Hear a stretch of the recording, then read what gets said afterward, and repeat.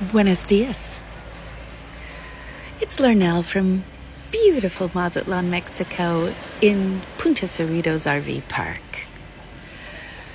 Well, the countdown has begun, guys. We are in our final 5 weeks, 6 weeks or so of being here. And whether our RV site sells or not, we are leaving. And if it doesn't sell, we will come back and do this again next year. But we will list earlier and try and get this on the, try and pass it on to the beautiful new owner who will love it as much as we do. The construction, they are working majorly on the penthouse of the 2 condominium towers that have been under construction since we purchased here. And there is no other construction sites going at the moment at this end of Punta Cerritos. So there's a bird sanctuary to my right, a big hill overlooking the RV park, which is part of the RV park's land. And Emerald Bay is to the left of us, and there's no construction happening on that side. Pueblo Bonito is over there and blah, blah, blah. So they could develop the other side of the street, which is not developed.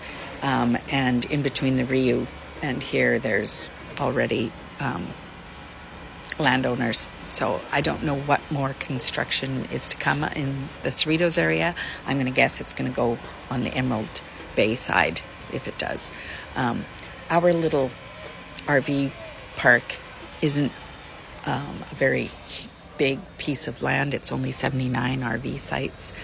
And there's apartments and businesses that are also part of our owner's land that he rents out the apartments as vacation rentals. They are king-size 1-bedroom suites with kitchenettes, and they're available to rent to friends and family of the park if desired, as well as the public. And then there's shops and restaurants below. Looney Bean, Friends Diner, Cerritos, Roy's Restaurant, Pata Salada is out here, but that's on the other side of the street, and blah, blah, blah. So we've been listening to this construction since we built our little site. But, God, they're crazy bastards. We watch them up there. They're no fear, man. But it's been interesting to watch these 2 condominiums go up and how they actually do their construction here. It's been quite fascinating to watch. But sometimes when they use the garbage disposals from the very top floor, which is, 22 floors or something, it is loud. So you can hear them. Sorry. But for the most part, it's now white noise. So today is ombre day, but the women get to go. So we head downtown on the bus to Centro. Don Memo, one of the original residents here who organizes this, every Wednesday is ombre day. It's the men's safety meeting. They take off at around noon. They meet at the gate and they head off to downtown and go and have beers and victuals. And they come home by around 5 o'clock in the afternoon. So today the ladies get to go too. And then tonight is the 4 Nations hockey tournament starts. So we're going to have another couple who's just as hockey-oriented as we are over to watch it. Canada versus Sweden, I believe. So, yeah. We've been very busy. And then Friday, Valentine's Day, we weren't going to do anything, but the older couple across the way here has asked us to join them at Toto's, the Italian restaurant. And they're having a band or something come in. Oh, well, live entertainment anyway. So we're going for dinner on Valentine's Day with them. and then coming back home.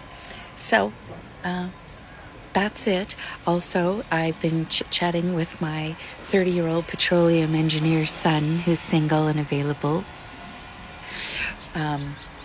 He is heading to Australia April 9th, and his boss, where he works as a petroleum engineer in the oil and gas industry, I am just shocked by this, has told him that, sure, go and take a year off, and then I want you to return to work with me.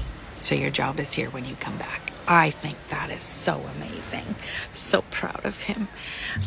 So he's got his Airbnb booked in Sydney, and then he's moving to Melbourne.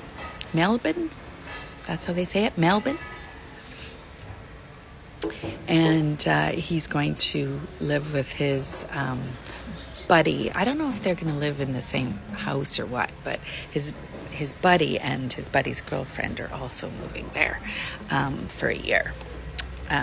So they are looking to get work in a golf course and work in the customer service area, getting bags ready and cleaning clubs and whatever customer service part in the back shop where he's worked before. All through university, worked at a golf course, and also then he started working at a pipeline company that he actually worked on the Trans Mountain Pipeline with, and he started with them while he was still in university. So he's been out of university for about 5 years now, working in the oil and gas industry, so I'm very proud of him.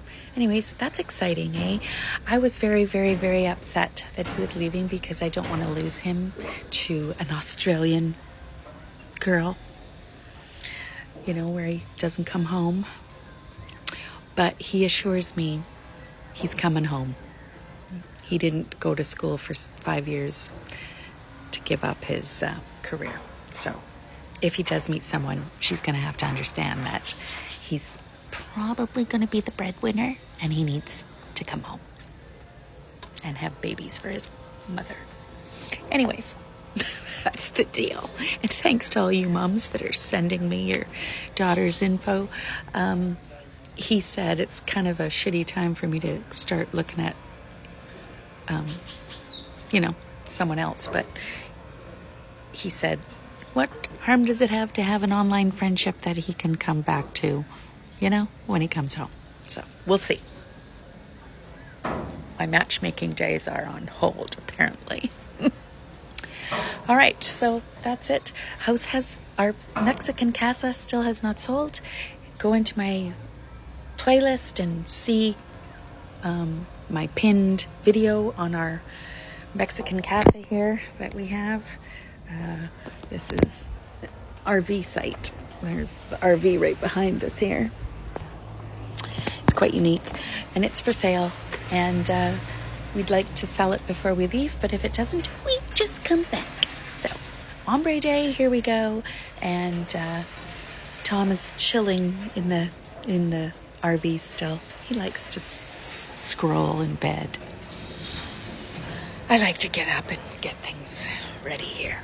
So, Shrimp Day in Centro today. Maybe I will take some pictures. Peace out, motherfuckers.